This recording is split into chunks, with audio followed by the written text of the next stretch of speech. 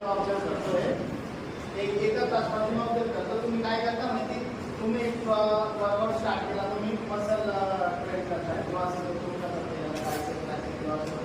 तुम्ही त्यामध्ये काय करता माहिती का, रेस मी तुम्हाला किती सांगितलं, 30 सेकंड रेस सांगितला ना, तर तुम्ही काय करू लागला सर आमच्या फक्त एक सेट झाला का एक 2-2 मिनिट तुम्ही रेस घेताय. याने काय होतं म्हणजे याचा एक लॉस काय म्हणजे ड्रॉबॅक काय, तुम्ही जेवढा रेस वाढवणार ना तेवढं मसल जो ऍक्टिव्हेट झाला तर तो रिलॅक्स होऊन जातो. याचा ड्रॉबॅक असं होतं ना, जो पंप भेटत नाही तो भेटत नाही. मग तुम्ही म्हणता फिरणे आला हे कारण आहे.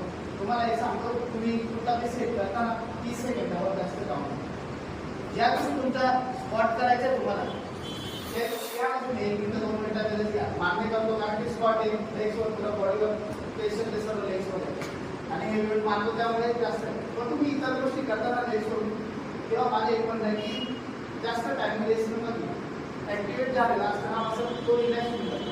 रिलॅक्स झाला तर प्रॉपर पंप येत नाही आणि तुम्हाला फील पण होत नाही.